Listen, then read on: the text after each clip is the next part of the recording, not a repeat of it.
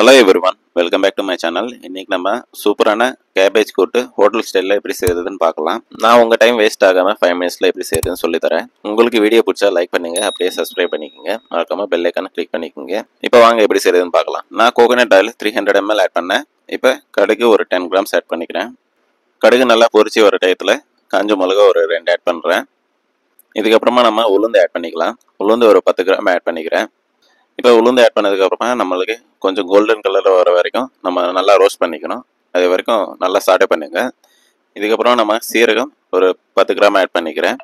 சீரகம் நல்லா பொரிச்சு வந்ததுக்கப்புறமா நம்ம இப்போ பூண்டு ஒரு 100 gram ஆட் பண்ணிக்கிறேன்.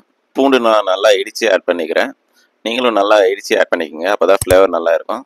இப்போ பூண்டு நம்மளுக்கு கலர் சேஞ்ச் ஆகிடுச்சு. இப்போ பச்சை மிளகா ஒரு 10 ஆட் பண்ணிக்கிறேன். நம்ம கூட்டுக்கு வேறு எந்த ஸ்பைசஸும் ஆட் பண்ண மாட்டோம், வெறும் பச்சை மிளகா ஸ்பைசி தான் நம்ம இதில் சேர்த்துக்கிறோம். அதனால நான் 10 பச்சை மிளகா யூஸ் பண்ணிக்கிறேன். இப்போ வெங்காயம் ஒரு 1 கிலோ ஆட் பண்ணிக்கிறேன். இப்போ நம்ம கருவேப்பிலை ஒரு கைப்பிடி ஆட் பண்ணுறேன். நம்ம வெங்காயத்தை ஒரு 50-70% 70% வதக்கணும், ரொம்ப ஃப்ரை பண்ணக்கூடாது. இப்போ பார்த்தீங்கன்னா தெரியும், ஒரு 70% நம்மளுக்கு வதங்கிச்சு. நம்ம இன்றைக்கி செய்கிற குவான்டிட்டி வந்து 70 மெம்பர்ஸ்க்கு. நான் உங்களுக்கு வீட்டுக்கு தேவையான அளவு டிஸ்கிரிப்ஷனில் தரேன், செக் பண்ணிக்கோங்க. இப்போ சால்ட்டு நம்ம தேவையான அளவு ஆட் பண்ணிக்கலாம்.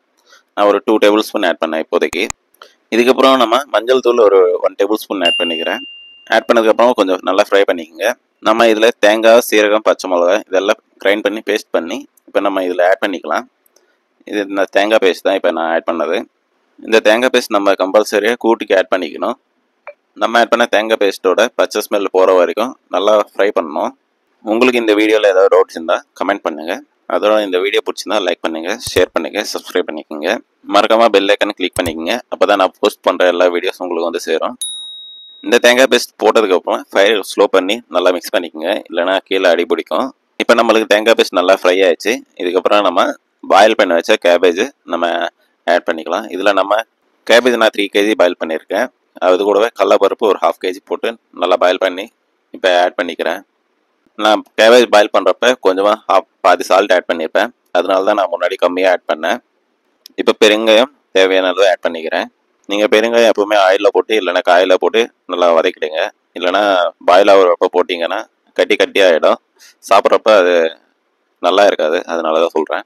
இதுக்கப்புறமா தக்காளி நான் 1 கிலோ ஆட் பண்ணுறேன். நீங்கள் தக்காளி வெங்காயம் போட்டப்ப வதக்கிறப்ப நீங்கள் ஆட் பண்ணி நல்லா வதக்கி போட்டுக்கலாம். நான் இப்போ கேபேஜ் கூட நான் ஆட் பண்ணி பாயில் பண்ணிக்கிறேன். இப்போ கொஞ்சம் ஃபயர் அதிகமாக வச்சு கேபேஜ் பாயில் ஆகிற வரைக்கும் நல்லா வெயிட் பண்ணுங்கள். நான் 1 கிலோ மூங் தால் நல்லா பாயில் பண்ணி வச்சுருக்கேன்.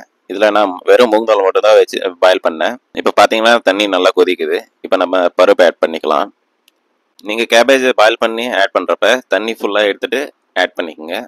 ஏன்னா தண்ணி ஃபுல்லாக ட்ரையாக தான் நம்ம ஆட் பண்ணோம், அப்போ தான் நம்மளுக்கு கூட்டு திக்காக நல்லா கிடைக்கும். நம்மளுக்கு தால் ஆட் பண்ணதுக்கப்புறமா நல்லா ஃபயர் ஏற்றிக்கிங்க, நல்லா மிக்ஸ் பண்ணினே இருக்கணும். நம்மளுக்கு சீக்கிரமாக இந்த கூட்டு அடி பிடிக்கும். நீங்கள் செய்கிறப்பே கொஞ்சம் கனமான இருக்கிற பாத்திரம் வச்சு செய்யுங்க, அப்போ தான் அடி பிடிக்காமல் இருக்கும். இப்போ பார்த்தீங்கன்னா நல்லா கொதிக்குது. இந்த டயத்தில் நம்ம மல்லித்தலை ஒரு கட்டு ஆட் பண்ணிக்கிறேன். மல்லித்தலை ஆட் பண்ணால் நல்லா ஃப்ளேவர் இருக்கும், மறக்காமல் ஆட் பண்ணிக்கோங்க. இப்போ பார்த்தீங்கன்னா கலர் எவ்வளோ நல்லா வந்திருக்குன்னு பாருங்கள். நம்ம மஞ்சள் தூள் எக்ஸ்ட்ரா அதிகமாக ஆட் பண்ணல, ஒரே டேபிள் ஸ்பூன் தான் ஆட் பண்ணியிருப்போம், அதனால தான் நம்மளுக்கு கலர் எவ்வளோ நல்லா வந்திருக்கு.